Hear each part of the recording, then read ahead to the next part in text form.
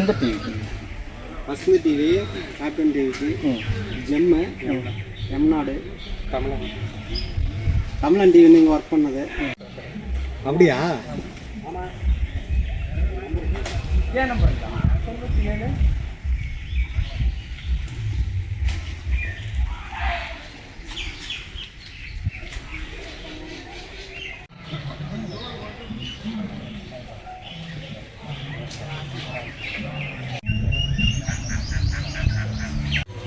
இல்லைடா, ஃபோட்டோ தான் ஒன்று, அது விஷ்ணு தான் அனுப்புனான்.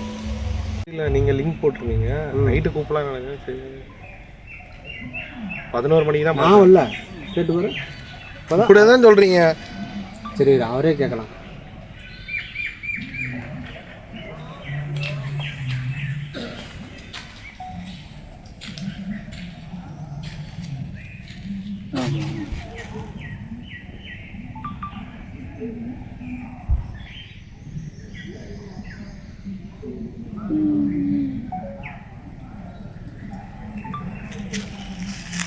வரலன்றீங்க, ஆனால் செய்தி வந்துடுது.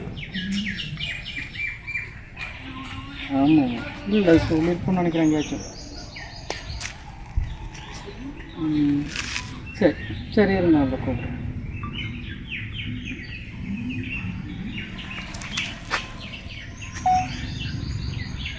சொல்லுங்களா?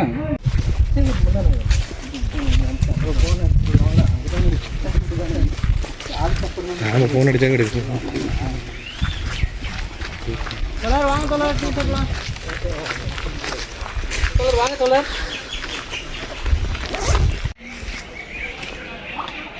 அப்படி நினச்சேன். தமிழன் தொலைக்காட்சியில் அனிமேட்டராக வேலை செஞ்ச சமயத்தில் செங்கோட்டையன் அப்படிங்கிறவர் எனக்கு ரொம்ப நண்பராக இருந்தார். அவர் நிகழ்ச்சி தயாரிப்பாளராக இருந்தார்.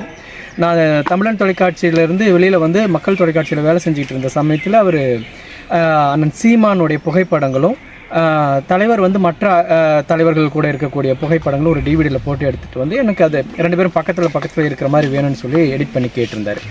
அப்போ நான் வந்து எதுக்குன்னு கேட்டப்போ அவர் சொல்லியிருந்தார், அவருக்கு நான் பரிசாக ஒரு கிஃப்ட் கொடுக்குறோம், ஒரு சர்ப்ரைஸாக. ஏன்னா அவர் சீமானுக்கு வந்து தலைவர் பிரபாகரன்னா ரொம்ப பிடிக்கும், அதனால் நான் வந்து இதை நாங்கள் கிஃப்ட் கொடுக்க போகிறோம், ஃபோட்டோ ஃப்ரேம் மாதிரி ரெடி பண்ண போகிறோம் அப்படின்னு சொல்லியிருந்தாங்க. இப்போ அதுக்காக நான் வந்து அந்த புகைப்படத்தை நான் எடிட் பண்ணி கொடுத்துருந்தேன்.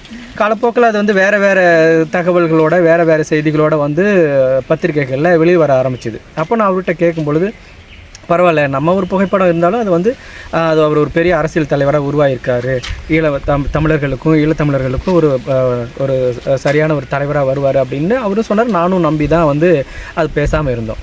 அப்புறம் ஒரு கட்டத்தில் அவர் வந்து உண்மைக்கு புறம்பான தலைவர் பிரபாகரனை பற்றின உண்மைக்கு புறம்பான செய்திகளே எக்கச்சக்கமாக சொல்ல ஆரம்பிச்சிட்டார். அவர் போர் இருந்த காலத்தில் அவர் ஏதோ வந்து ஒரு ஹோட்டல் மாஸ்டர் மாதிரி வந்து கறிவறுத்து கொடுத்தாருனோ, அவருக்கு கேளிக்கை கூத்து தன் மனைவி பிள்ளைகளோடு வந்து அவர் வந்து ரொம்ப சந்தோஷமாக மகிழ்ச்சியாக இங்கே சுற்றிக்கிட்டு இருந்தாருனோ, அங்கே வந்து வீரர்கள்லாம் வந்து புலிகள்லாம் வந்து களத்தில் வந்து சேர்த்துக்கிட்டு இருக்கும்போது இவர் வந்து கறிவறுத்து சாப்பிட்டுட்டு இருந்தார் மாதிரிலாம் சொன்னது வந்து ரொம்ப மனசுக்கு வருத்தமாக இருந்துச்சு. அடுத்தது இப்போ அவரோட ப்ராஜெக்ட் அப்படியே முடிஞ்சுட்டு தொடர்ந்து அப்படிங்க தமிழ்நாட்டுக்கு வந்தால் இங்கே யாரெல்லாம் வந்து சமூக நீதிக்கு அரணாக இருக்காங்களோன்னு பார்த்து இந்த பிற்போக்குவாதிகளோட கை கோர்த்துக்கிட்டு அவர் வந்து டீம் பார்ட்னராக சேர்ந்துக்கிட்டு இங்கே இருக்கிற பெரியாரோட பிம்பங்கள் எல்லாம் வந்து உடைச்சி சிதைக்கணும் அப்படின்ட்டு உண்மைக்கு மாறாக அல்லது இல்லாத தகவல்களை, பெரியார் சொல்லாத தகவல்கள்லாம் சொல்லி அவர் வந்து பெரியாரை வந்து இழிவுபடுத்தணும் அப்படின்னு நோக்கத்தில் வந்து அவர் செயல்பட ஆரம்பித்ததுக்கு பிறகு இதுக்கு மேலேயும் நம்ம அந்த உண்மையை சொல்லாமல் இருக்கக்கூடாது அப்படின்ட்டு தான் நான் என்னுடைய முகநூலில் அந்த செய்தியை நான் வந்து பகிர்ந்துக்கிட்டேன்.